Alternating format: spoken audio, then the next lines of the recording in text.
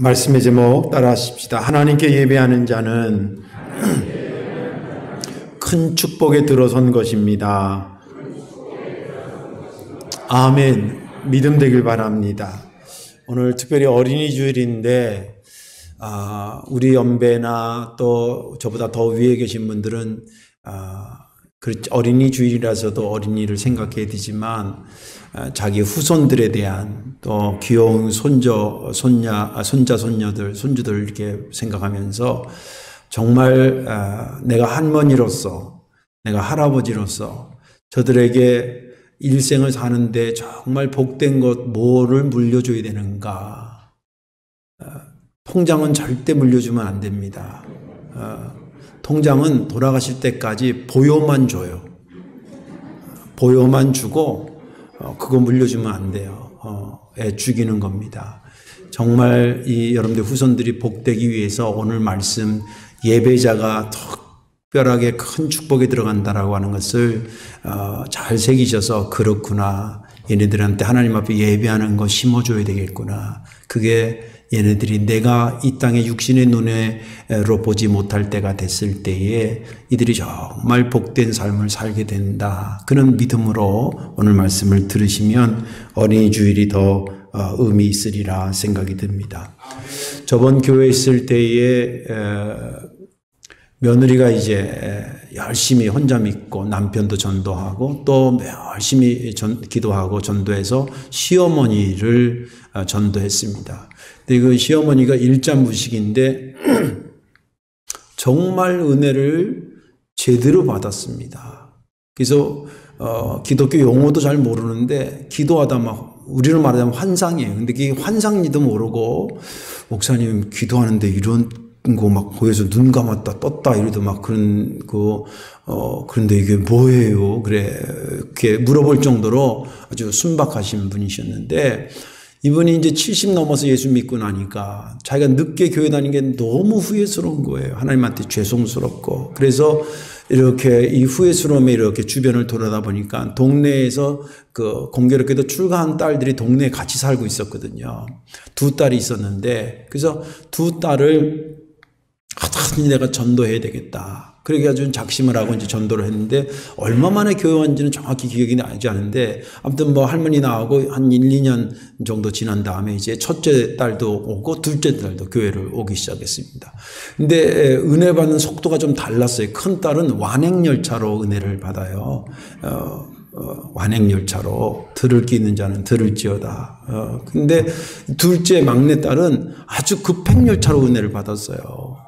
그래서 주일날 등록하고 주일날 다니는 건 말할 것도 없거니와 교회 나오는 게 너무 좋아가지고 수요일날도 새 가족이 사실은 다니기가 쉽지 않잖아요. 수요일도 오는 거예요. 그렇게 믿음하면서 재밌게 급속도로 들어갔습니다. 그러던 중에 어느 날 저녁인데 전화가 왔어요. 그래서 여보세요. 그래서 받았더니 그 둘째 딸 성도님이에요. 그래서 어쩐 일 있어요? 그랬더니 목사님 저녁에 예배 없어요? 그래요. 근데 또 목사가 갑자기 예배가 없냐 그러고 집에서 전화를 받으니까 나도 당황이 돼가지고 내가 또 혹시 뭐 약속해놓고 잊어버렸나 무슨 예배예요? 그랬더니 수요일 저녁 예배예요 그러는 거예요. 그러고 보니까 성도님 오늘 화요일 저녁이에요. 내가 그랬어요. 그날이 화요일인데 이 양반이 수요일인 줄 알고 그래요? 아이고 죄송합니다. 그리고 자기도 얼른 달력을 봤나 봐요. 그랬더니 수요일인 것이 아니고 화요일인 줄 알고 전화를 끊었습니다. 그리고 이제 돌아오는 주일날 그 성도님을 교회에서 만났어요. 둘이 만나고 뭔 얘기 하겠어요?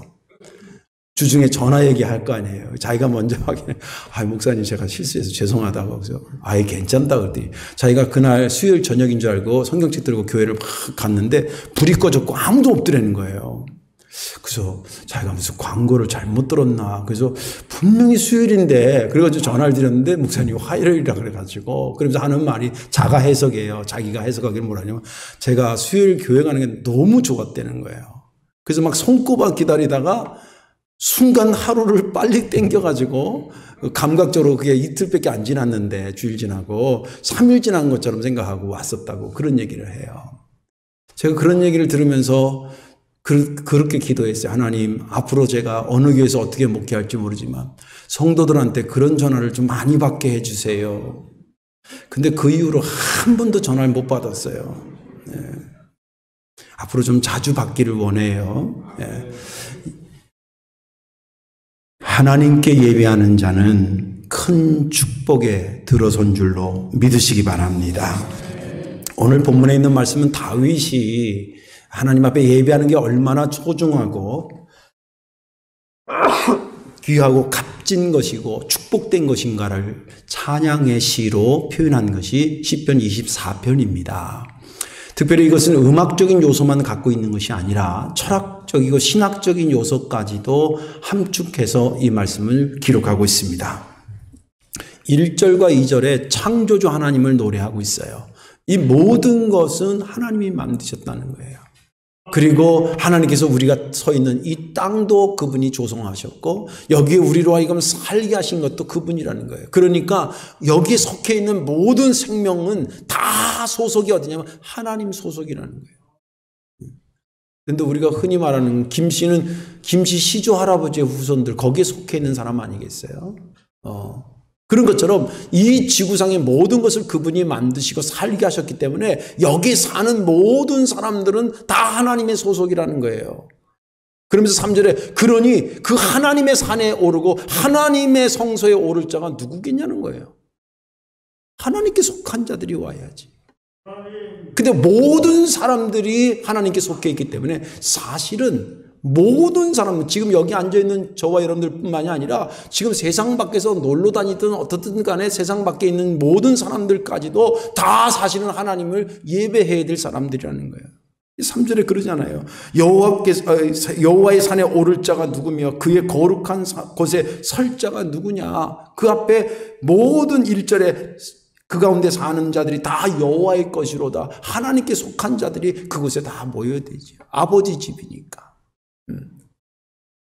그러면서 그 하나님께 속해서 하나님의 산에 올라 하나님의 터에 서 있는 예배하는 자들은 손이 깨끗하며, 여기서 손은 요새 이게 방역 때문에 손 씻는 이 손이 깨끗하다가 아니라 행실이 오르며 그런 뜻입니다. 그리고 마음이 청결하고 허튼 것에 마음을 쏟지 않고, 이것은 우상숭배나 미신에 빠지지 않고, 그리고 거짓 맹세를 하지 않는 자들이라. 예배자들이 그런 자들이라는 거예요. 이런 자들을 주님께서 예배하는 것을 보면서 이들에게 복과, 그리고 하나님이 넌 참 옳구나라고 하는 의롭다함을 얻게 할 것이다. 왜냐하면 이들은 여호와를 찾는 자들이에요. 단순히 교회 덜렁덜렁 오는 게 아니라 정말 하나님을 만나고 싶은, 야곱이 야복 강가에서 하나님 내게 축복 안 주시면 나는 죽습니다. 나 만나 주셔야 됩니다. 몸부림치며 그 만남을 사모했던 그런 심정으로 예배하는 자들, 그들이기 때문에 그들은 하나님께 복과 의를 얻을 자들이다 라고 하는 것이 오늘 본문에 있는 말씀입니다. 저는 지난 주간에 이 본문을 읽으면서 제가 은혜 받은 것은, 그렇구나, 우리 후손들에게 물려줄 것도 이거구나, 또 내가 복받는 것도 이거구나. 다윗이 예배하고자 몸부림쳤던 역대 이스라엘 왕 중의 왕입니다. 아시죠? 자기가 왕이 된 다음에, 어려운 과정을 통해서 왕이 된 다음에 그가 가장 첫 번째 할 것이 정적을 죽이는 것이 아니었습니다. 정치 개편하는 것이 아니었습니다. 경제 살리는 것이 아니었습니다. 그가 가장 우선했던 것은 그동안 40년 가까이 방치되어 있던 하나님의 법궤를 찾아오는 것이었습니다. 그게 국책사업 첫 번째예요. 저번에 언제 한번 설교했죠. 예.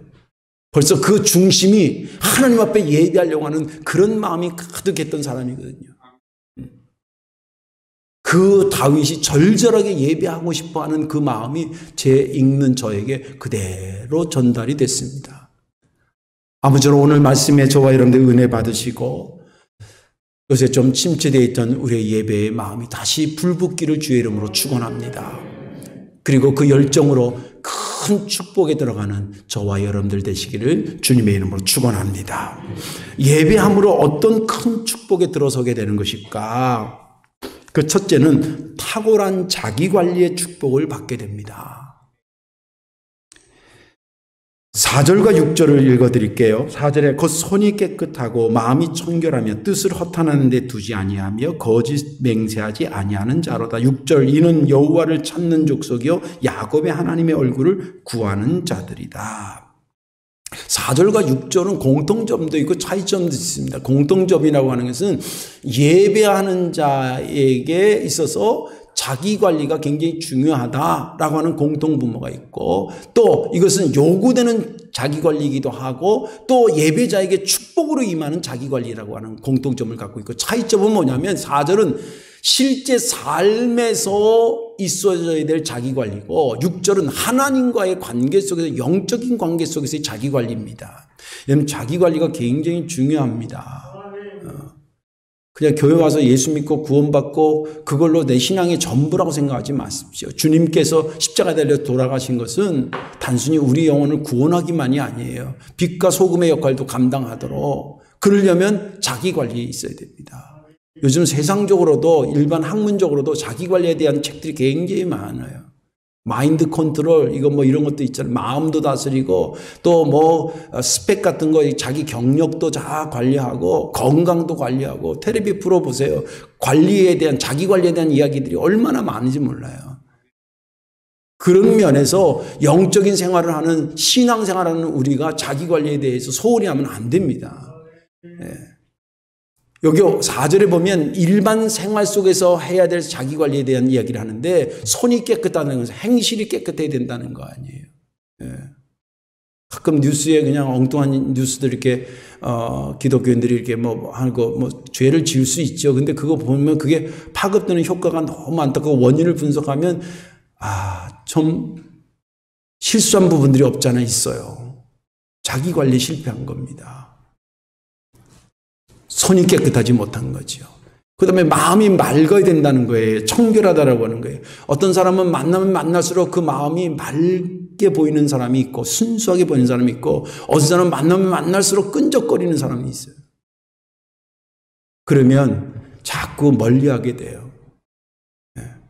그 영혼은 안타깝지만 관계는 그래진다는 거예요. 다른 사람이 나를 보면서 인상과는 다르게 마음이 굉장히 맑으시네, 순수하시네, 그래져야 되잖아요.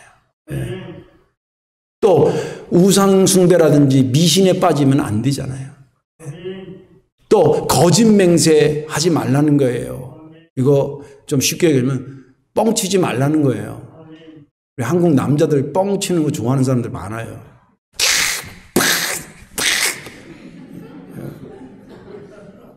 침만 튀겨 그러면. 진실하고 못하면 못한다고 얘기를 하고 차라리, 그리고 도움을 구하고, 그게 진실한 거지. 이런 거 해야 된다는 거예요.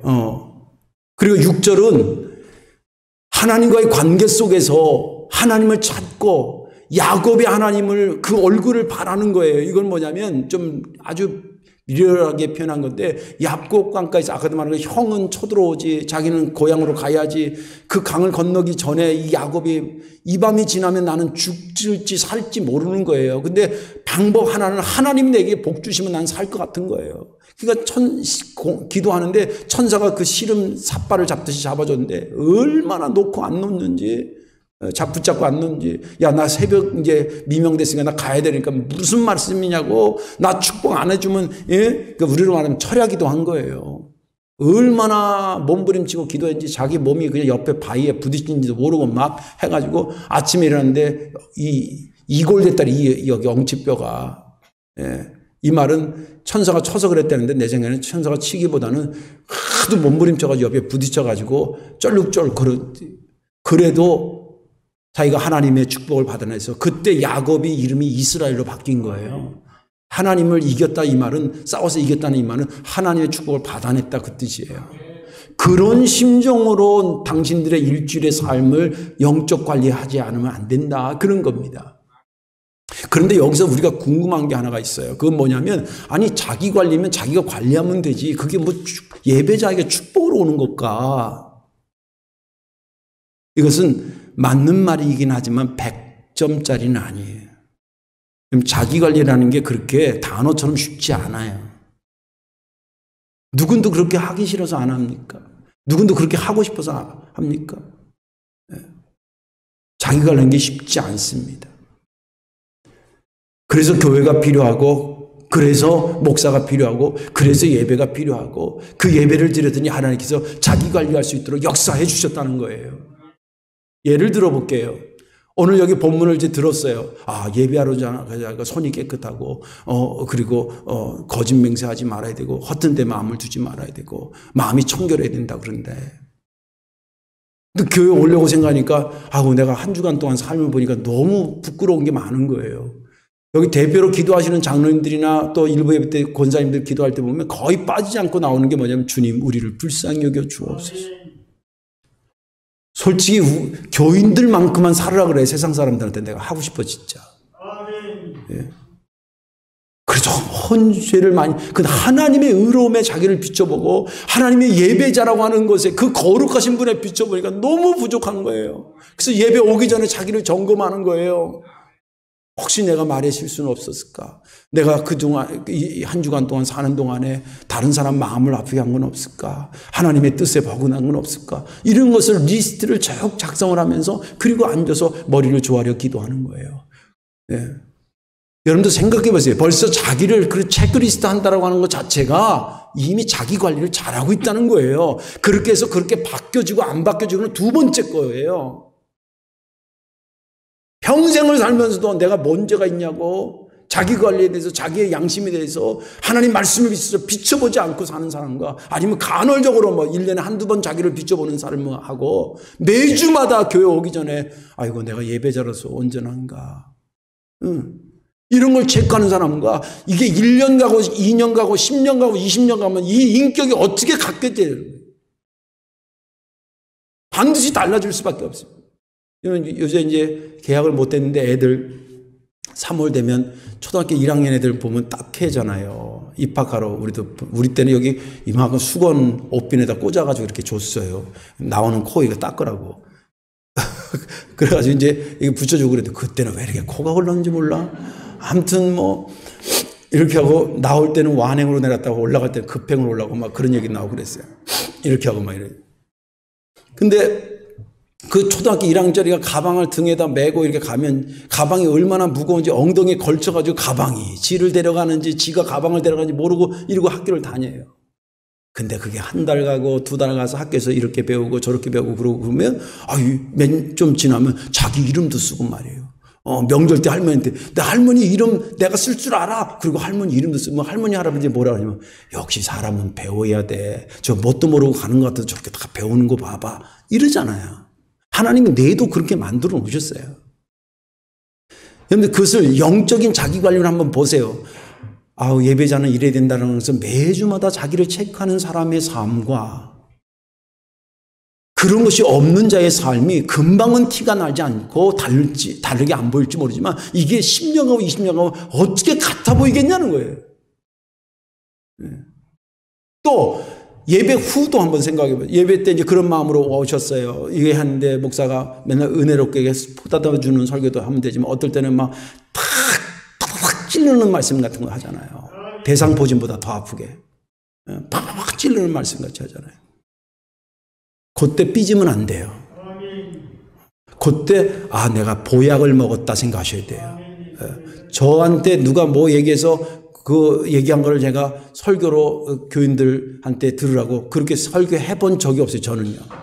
나한테 그런 얘기 할 소리도 할 필요도 없고 들었다고 내가 하지도 않아요. 내가 십자가 5m 앞에서 거짓말 치겠어요? 30몇 년 동안 내가 그거 왜 그랬냐면 목회하기 전에 옛날에 시골교회 제 고향교회 목사님이 좀 너무 사람은 좋은데 설교 때 꼭 그래. 주중에 있었던 누구를 꼭 설교 때 얘기를 해.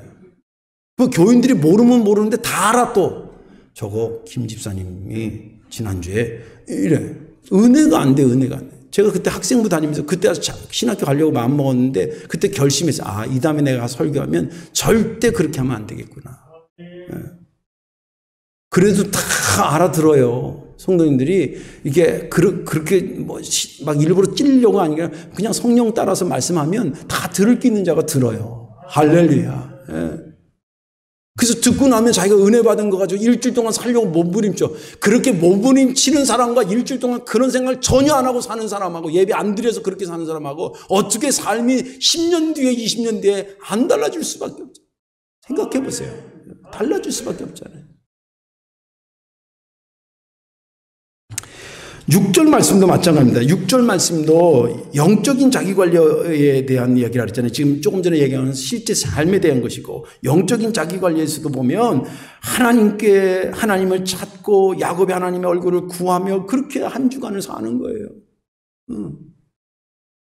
영적인 면역력이 생겨서 이런 사람들은 항상 주님 앞에 설 수 있고, 또 어떤 것이 오더라도 이겨낼 수 있는 것들이 생겨나는 겁니다. 근데 이게 그렇게 이론처럼 간단하지 않아요. 돕는 손길을 통해서 그게 가능해지는 겁니다. 그래서 여러분들 내가 몸담고 있는 성도교회가 있는 거 은혜인 줄로 믿으시기 바랍니다. 그리고 또 가끔은 찔르는 소리를 하더라도 담임 목사가 있는 거 은혜인 줄로 믿으시기 바랍니다. 여러분들을 위해서 기도하는 장로님이 계시고, 또 목자들이 계시고, 지역장들이 계시고, 여러분들 권면해주고 이렇게 하시는 분들이 주변에 있다는 거, 자기 영적 관리에 얼마나 도움을 주는 사람인지 몰라요. 결정적으로 매주마다 예배가 있다라고 하는 것이 내 영적 관리를 축복으로 임해 주시는 그 순간순간들이라는 생각에 너무 감사한 거예요. 사람은 영혼육의 구조를 가지고 있기 때문에 모든 면에서 우리가 자기 관리를 하셔야 됩니다. 근데 이게 노력으로만 되는 게 아니라 하나님의 은혜로 주어져야 된다는 거예요. 성경도 자기 관리에 대한 이야기들이 굉장히 많은데 그 중에 대표적인 것이 무릇 지킬 만한 것 중에 네 마음을 지켜라는 거예요. 다른 것도 지켜야 되지만 네 마음을 지켜야 돼. 자기 관리 잘해야 된다는 거죠. 쉽지 않아서 하나님 예배하는 자들에게, 아까도 말했잖아요. 예배 전에 후에 또 하나님을 그렇게 찾는 중에 영적인 자기관리든 실질적인 자기관리든 하게 하시는 것을 축복으로 허락해 주신다는 것입니다. 예배하다가 여러분들의 인격이 주 안에서 성숙되어지기를 주의 이름으로 축원합니다. 이게 첫 번째 받는 축복이고, 두 번째 받는 축복은 뭐냐면 하나님께서 직접 주시는 복과 의로움의 축복을 말하고 있습니다. 5절에 보면 그는 하나님께 복을 받고, 여기서 그는 예배자를 얘기해요. 예배하는 자는 하나님께 복을 받고 구원의 하나님께 의를 얻으리니, 이렇게 되어 있습니다. 5절을 깊이 묵상하면 하나님께서 예배자들에게 큰 축복으로 임한다는데 이 복이 왜 큰 복이냐라는 거예요. 아까 말한 것처럼 예배하면 큰 복에 들어선 거라 그랬잖아요. 하나님 복과 그리고 의로움을 직접 주시는데 이게 왜 큰 복이냐? 첫째는 누가 주셨냐 때문에 큰 복이에요. 상장도 여러 가지 급이 있어요. 그죠? 누가 주느냐에 따라서 달라요. 동네 이장님이 주시는 거하고, 군수님이 주시는 거하고, 도지사가 주는 거하고, 대통령이 주는 거하고, 국가가 주는 거하고, 세계가 주는 거하고 어떻게 급이 같겠어요? 근데 너희들에게 복과 의를 주시는 분은 누구냐면 1, 2절에 소개하기를 만물을 지으신 그분이 주신다는 거예요. 그런데 하나님이 주시는 복, 그분 어마어마한 분이 내게 주시는 분임을 믿으시기 바랍니다. 그래서 큰 복이에요. 그리고 또 하나님이 주시는 복의 종류를 보면 입이 쩍 벌어지는 거예요. 예전에 하나님이 이렇다고 한다면 어떻게 하겠어요?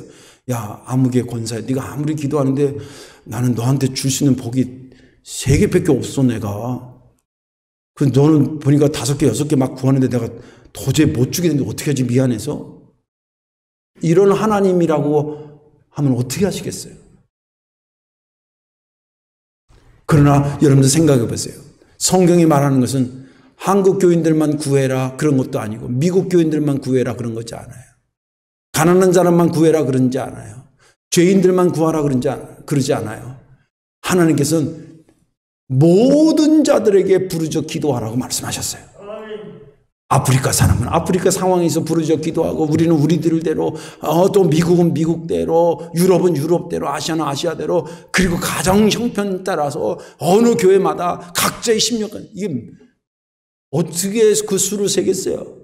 하나님의 주시는 복의 가지수는 이루 헤아릴 수 없다는 거예요. 그 시편 기자에 보면 내가 하늘을 우러러 이렇게 보면서 별들을 보면서 막 보면서 이 별들이 자기를 위해서 막 빛을 발하면서 쏟아지는 것을 보면서 이렇게 얘기하고 있어요. 주의 손가락으로 만드신 주의 하늘과 주께서 베풀어 두신 달과 별들을 내가 보오니 사람이 무엇이기에 주께서 그를 생각하시며 인자가 무엇이기에 주께서 그를 돌보시나이까.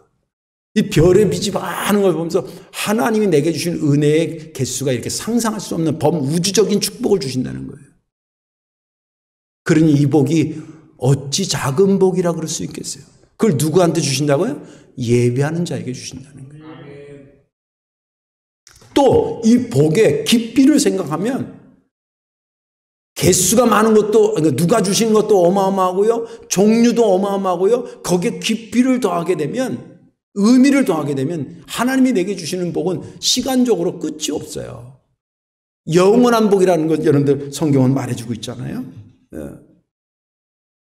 아브라함을 제가 한번 소개할게요. 아브라함은 우리가 믿음의 조상, 복의 근원, 뭐 그런 고백을 하잖아요. 아브라함 보세요. 아브라함 살던 것이 악한 세상에 살던 사람입니다. 그를 들어서 축복의 땅, 약속의 땅으로 데려왔어요. 그리고 없던 자식을 하늘의 별처럼 바다의 모래알처럼 많게 하셨어요. 보잘것없는 상태에서 떠났는데 그는 성경에 보면 380명 이상을 거느린 거부가 됐어요. 회사로 말하면 자기 직원이 380명이 넘는다 이 말이에요. 그 다음에 험난한 세월을, 그 어려운 세월을 살았지만 그는 장수하는 복을 받았어요. 아브람으로 태어났는데 아브라함으로 죽게 하셨어요. 당대에도 유명해진 사람이 됐지만 수천 년이 지난 오늘까지도 그의 이름을 기억하는 사람들이 어마어마하게 많은 영적인 자식들을 풍성케 하고 존경받는 사람이 됐어요. 이 정도면 잘 된 거 아니겠어요? 그런데 이 아브라함이 그냥 누워서 떡 먹기로 이게 된 게 아니에요. 아브라함을 쭉 연구하면 그 중심에 있었던 것이 있어요. 그 중심이 뭐냐면 하나님과 하나님께 예배해야 된다는 게 그 삶의 근간에 있었어요. 그가 갈대아 우르를 떠나가지고 하나님 지시하는 땅에 이제 가나안 땅에 들어왔을 때의 이야기를 창세기 12장에서 말해주고 있는데 거기에 보면 이렇게 기록되어 있어요. 여호와께서 아브라함에게 나타나 이르시되 내가 이 땅을, 이제 가나안 땅에 이 땅을 너희 자손에게 주리라 하신지라. 자기에게 나타나신 여호와께 그가 그곳에서 제단을 쌓고 그 밑에 절에 8절에는 거기서 베델 동쪽 산으로 옮겨 장막을 치니 서쪽은 베델이요 동쪽은 아이라. 그가 그곳에서 여호와께 제단을 쌓고 여호와의 이름을 부르더니 여정이 얼마나 힘들었겠어요. 지금 이게 하루 여정이 아니에요. 여러 힘든 여정이 해가지고 여기 왔더니 이제 하나님 내가 이것을 너에게 주려고 그런다. 그 얘기를 듣는 순간에 천막부터 친 게 아니에요. 자기 살궁리하려고 밥부터 차린 게 아니에요. 그 얘기를 듣자 가장 그가 먼저 한 게 뭐냐면 거기서 제단을 쌓은 거예요. 그리고 옮겨가면서도 또 도착하면 또 하고 그리고 점점점 남방으로 옮겨갔더라. 그렇게 기록되어 있어요. 아브라함이 저절로 그렇게 된 것이 아니에요. 아브라함은 하나님에 대한 믿음과 그분은 영광 받으셔야 된다는 그런 생각에 그분 앞에 수시로 제단을 쌓았던 사람이에요. 성경은 그래서 모이기를 패하는 자의 어떤 습관 같지 하지 말고 힘써 모이라 그러고 사도행전에도 보면 초대교회 부흥의 원리는 그들은 모이드는 것이었어요.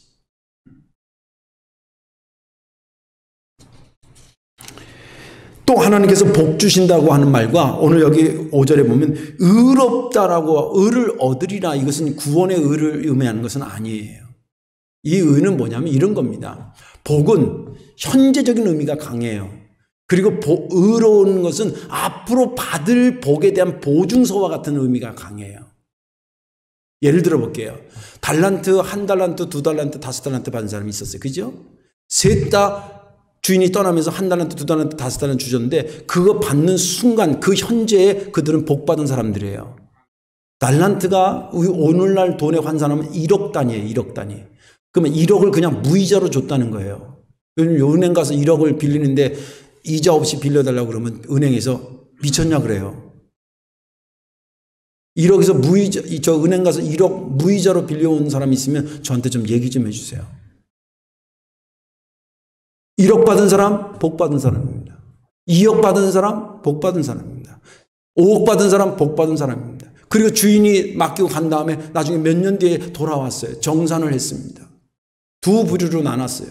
인정받은 자와 인정받지 못한 자로 받았어요. 저 오늘 여기 본문입니다. 예배할 수 있는 모든 요건을 마련해 주셨어요. 복 받은 겁니다. 근데 거기에 참여하는 자와 참여하지 않는 자가 다르다는 거예요. 참여하는 자에게 내가 너 참 옳구나. 너 잘했다. 옳은 거야. 이 2달란트, 5달란트 받은 사람들은 의롭다고 인정을 받았어요. 아, 너 참 착하고 충성된 종이구나. 인정받고 나서 그 다음에 복이 계속 이어졌어요? 멈췄어요? 성경에 보면 이어진 것을 보게 됩니다. 남긴 거 그에게 더 주고 이쪽 거 뺏어서 주고 그랬어요. 예배하는 자에게 하나님께서 예배할 수 있도록 그 자체도 복으로 주시고 그 다음에 그 예배했다고 그것을 의롭게 여기고 앞으로 받을 복에 대한 것도 보증서처럼 주신다는 거예요. 믿음 되시기 바랍니다. 이제 말씀을 정리합니다. 예배에 임하는 저나 또 여러분들, 우리들 모두, 또 영상으로 예배드리는 모든 분들, 예배에 대해서 우리의 자세는 최선을 다하는 것입니다. 그것이 횟수로 표현될 때는 한 번이라도 더 하자.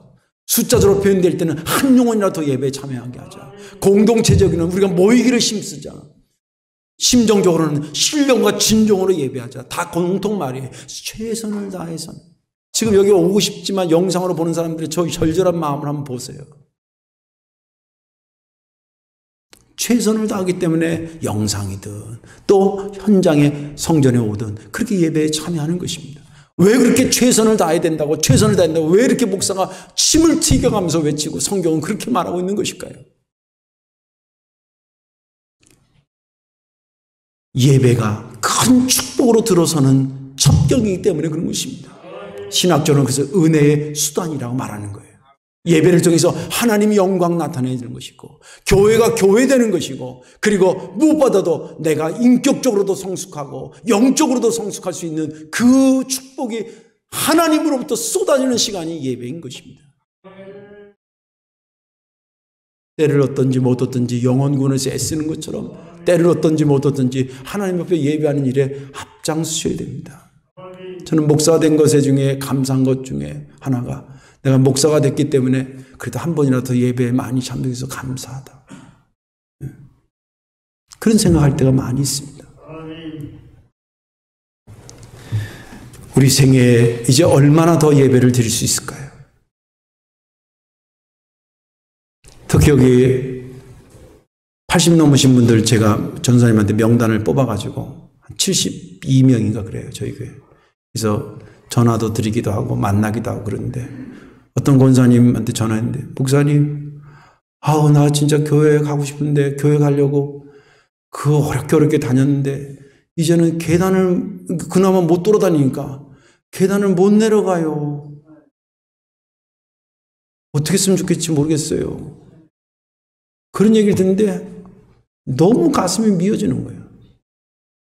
아예 차라리 요양원에 계시는 거면 그래서 못 온다 그러면 집에는 계시는데 도저히 자신이 없다는 그 아파트에서 내려와가지고 그 일반 아파트라서 엘리베이터가 없어요. 그런 생각에 그렇구나. 내 생에 내가 예배를 얼마나 더 드릴 수 있을까. 오늘 예배 드렸으니까 드릴 수 있는 하루가 줄은 거예요. 그죠? 그런 절박함을 좀 가지시고 이 예배를 통해 큰 축복에 들어서는 저와 여러분들 되시기를 주님의 이름으로 축원합니다. 기도하겠습니다. 사랑과 은혜가 많으신 아버지 하나님, 온 우주 만물을 만드시고 우리를 만드셨기 때문에 당연히 만들어 놓은 피조물한테 영광을 받을 수 있는 자격이 충분히 되신 하나님, 그동안 저희가 잊고 살았던 것들을 용서하여 주옵소서.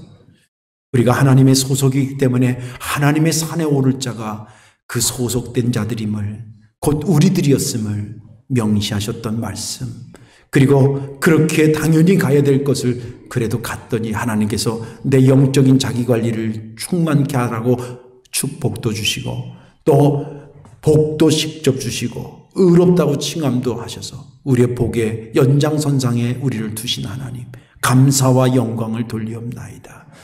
매주마다 예배하는 것이 시간이 주는 은혜가 아니라 주님의 십자가와 부활로 주어지는 은혜의 시간임을 깨닫게 하셔서 예배 때마다 최선을 다하여 참여하게 하시고 그게 횟수로는 한 번이라도 더, 명수로는 한 명이라도 더, 심정적으로는 한 번이라도 더 마음을 쓰고 신령과 진정으로 모여 공동체적으로 예배할 수 있는 우리가 될 수 있도록 은혜를 더하여 주옵소서. 감사드리며 예수님 이름으로 축복하며 기도하옵나이다. 아멘.